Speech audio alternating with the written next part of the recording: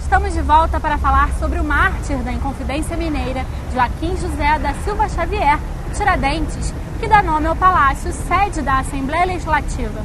E aí, essa figura, o que a gente tem para falar sobre ela? O que essa arquitetura falante dessa figura grita para quem vê?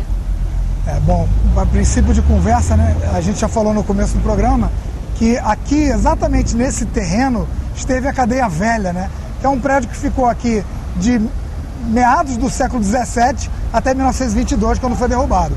Foi exatamente aqui que Tiradentes ficou preso, né, e saiu para ser enforcado, esquartejado, salgado e tudo mais que a gente sabe, né? Então, o Tiradentes é essa figura histórica brasileira que passou para a história, nós sabemos, como o mártir da independência, né?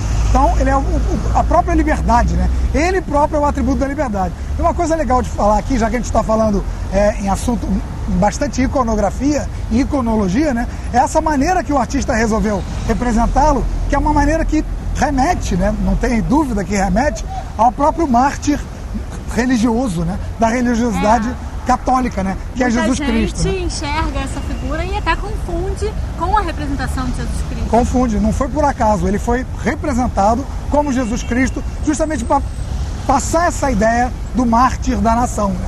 Daquele que se entrega para um ideal maior, que é o caso da independência, né? E da liberdade brasileira.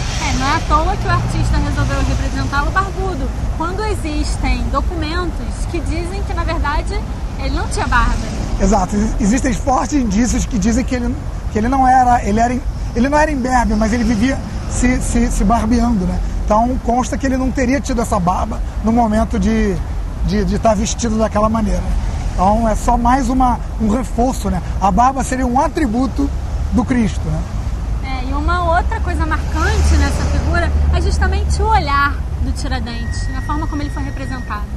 Ele tem esse olhar altivo, esse olhar distante daquele cara que sabe que está com a missão cumprida, né? Ou seja, ele vê no futuro uma posteridade, né? De um país melhor, de um país livre, de uma nação, né?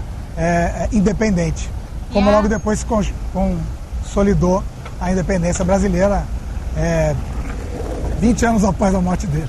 E é aquela sensação também nesse olhar dele de dever cumprido, eu posso dizer isso? Certamente. É um sentimento de dever cumprido. E além dessa coisa da figura, da representação, uma outra coisa marcante aqui é a frase que é o ideário desse movimento em que ele foi livre. Exato. Ali na base da estátua a gente vê a data, né, do falecimento dele, né, da execução dele, 1789, e o símbolo da Inconfidência Mineira, né, o ideário, a frase ideal da Inconfidência Mineira, que passou para a bandeira de Minas Gerais, que é liberdade ainda que tardia. Assim como essa frase representa todo o ideário do que foi a Inconfidência Mineira, tudo isso que a gente conversou durante todo o programa também pode ser representado em uma única frase, né, Luiz? Sim, que frase certamente. seria essa?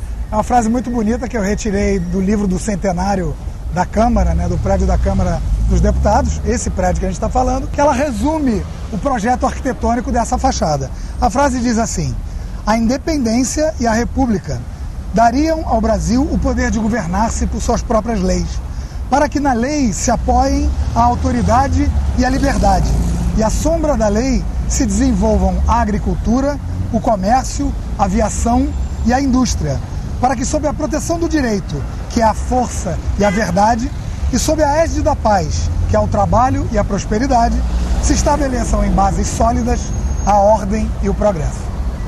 Luiz, não tem como agradecer essa sua aula de história e arquitetura que nós tivemos hoje aqui. Muito obrigada. Obrigado. Se você gostou desse programa e quiser rever, é só acessar o nosso site www.tvalerj.tv. TV Alerj, o canal do povo fluminense. Até a próxima.